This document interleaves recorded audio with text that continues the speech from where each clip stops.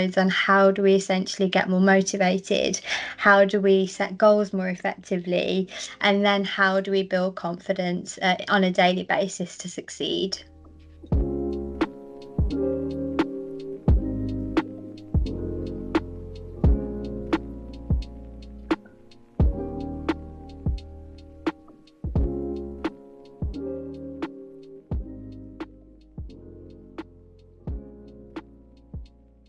So, confidence is something where we all struggle with confidence. When it comes to business leaders and noticing that in the corporate context, one of the clearest signs is behaviour, engagement, and disengagement. So, a lot of the work that I do essentially is to build engagement within teams. And signs of disengagement can look like how present our employees are, how involved they're getting in conversations and discussions, how they're contributing to the greater runnings of the business in group dynamics, in meetings. So it really starts by looking at employee behaviour. If we can notice or if we see that an employee is becoming increasingly self-critical, critical of others, or not receiving feedback effectively, they're all clear signs that there's something happening with a potential self-worth issue or a sense of failure, which can often be situational. It's not always representative of that employee as a whole. We often see this in times of change. So new management, team change, changes to businesses. These are times where we can see these changes of behaviours, which on the surface level can appear of lack of confidence, but sometimes can be situational, and it really does lend into the bigger picture of engagement. Confidence building in itself is a whole conversation again, which I teach on in terms of how to feel more confident in general. But for a really clear measure for employers and business leaders, we're just looking essentially for an environment where employees engaged in feedback, naturally supportive and collaborative. And when we do notice these behaviours of increased self-criticism, there's often a bigger picture playing out as well.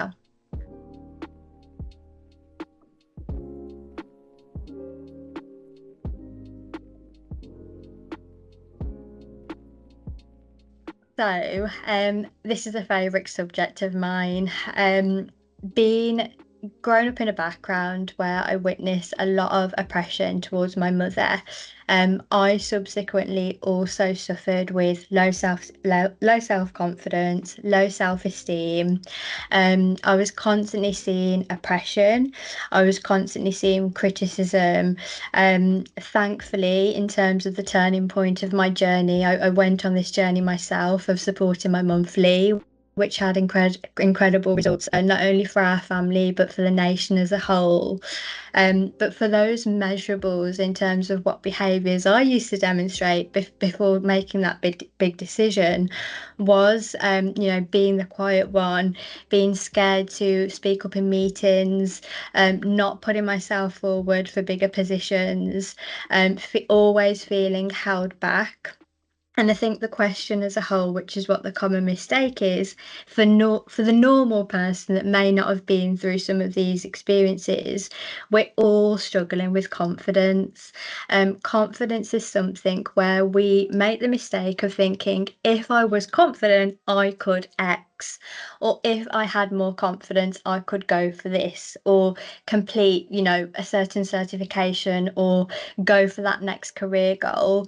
We all make the mistake to thinking that confidence needs to be present first.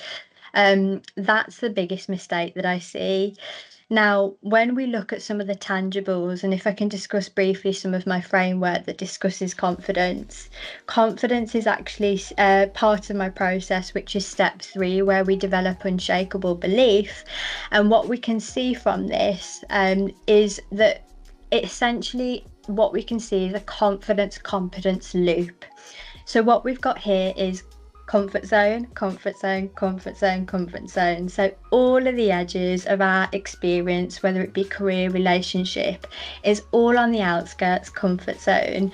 And if we can imagine the loop in the middle, courage, which is pushing our actions, so daily actions, like, for example, going out to approach clients or going on dates or whatever it might be in our personal life.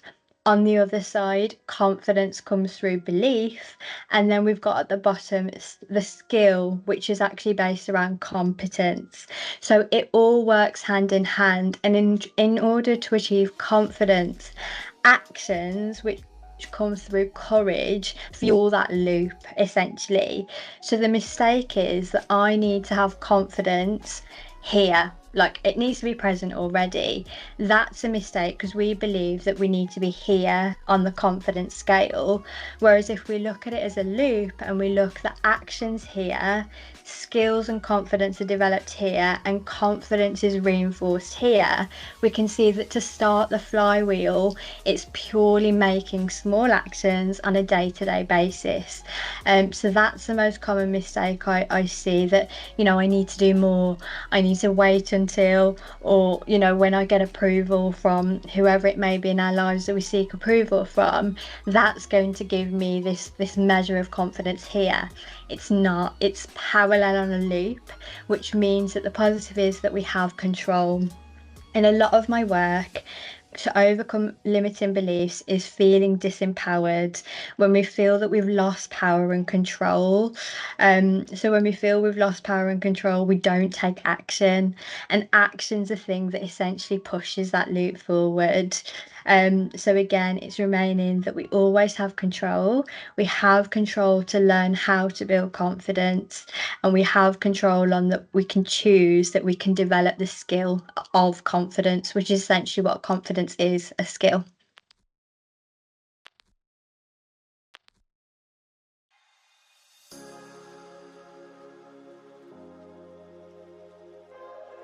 So, the framework itself, which is a science-backed framework, has been developed over a number of years of my own failures. It's a reflection of my own journey of overcoming adversity.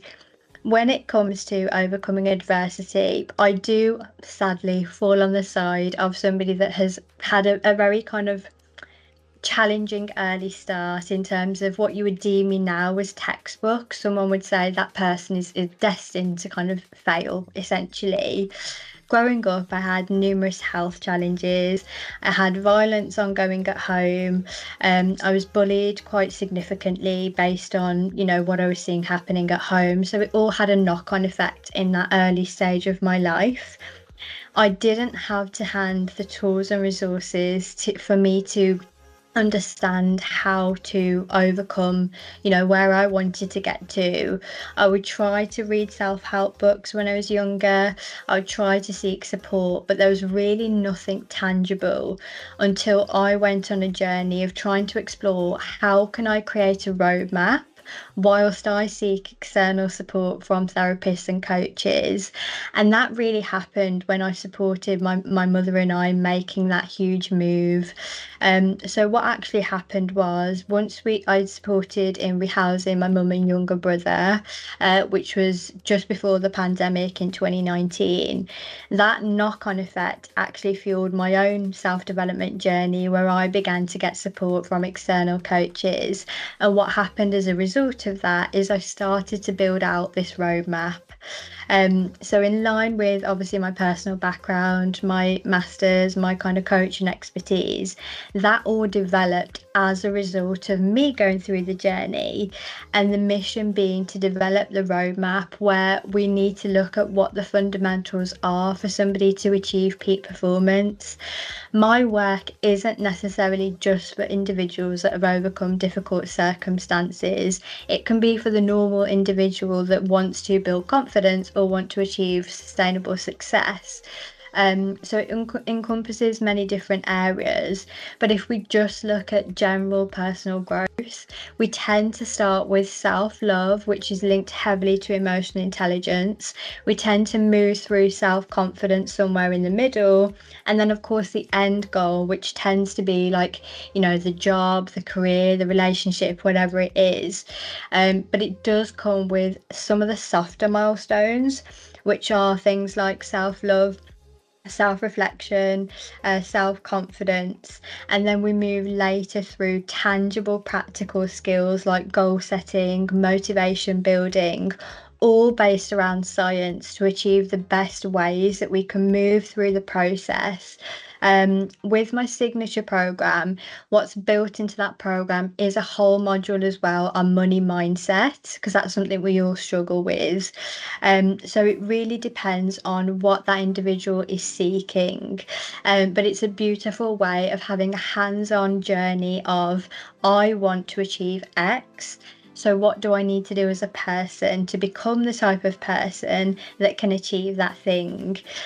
So just running through the steps. So self-reflection, letting go at of the past, developing unshakable belief, wellness and mental health tools, clarity, choosing our desires, positioning ourselves to win, and taking action every day. These are just some of the steps in the journey, but it's a really clear journey of when we want to get to X, how we move through that journey with some of the philosophical sides, but also some of the practical sides, and how do we essentially get more motivated, how do we set goals more effectively, and then how do we build confidence on a daily basis to succeed.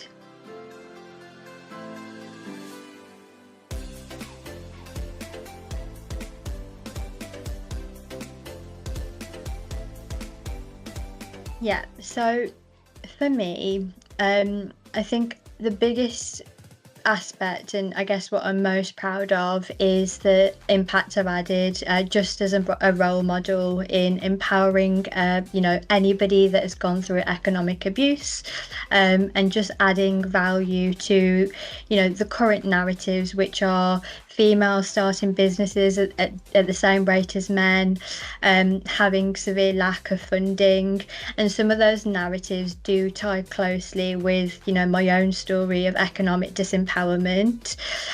There is also the huge factor of overcoming adversity and the challenges I've gone through that have impacted my own confidence and self-worth.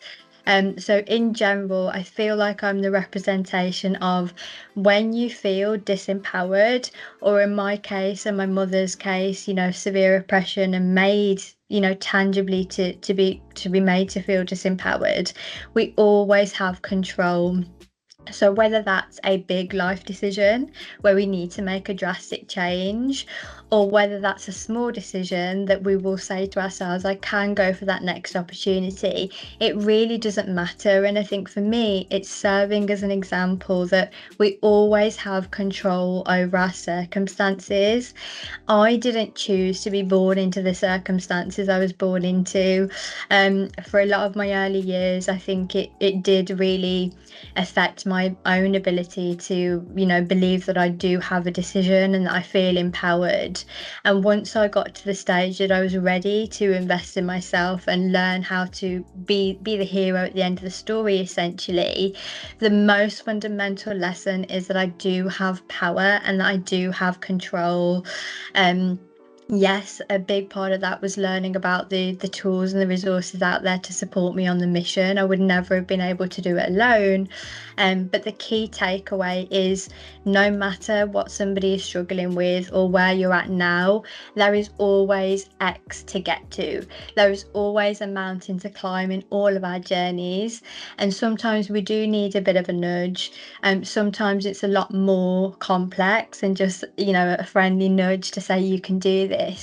But I think for me, going from somebody that would never have even imagined, supporting my mum financially, to flee one day, which was something I always wanted to do, all of the threats that came with that, and now being a person on the other side that is an example of somebody that is, courageous and at every step managed to kind of, fulfill my own lack of expectation of myself initially. I am the example of somebody that has gone through that journey, and I think the key take home is that no one's going to give us permission to change. We have to be that person that makes and creates change.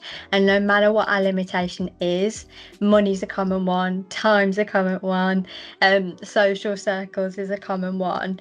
All of those are normal, and it's not about shrinking. It's about knowing that at any milestone or any courageous decision, there will be support on the other side, and you'll get there essentially.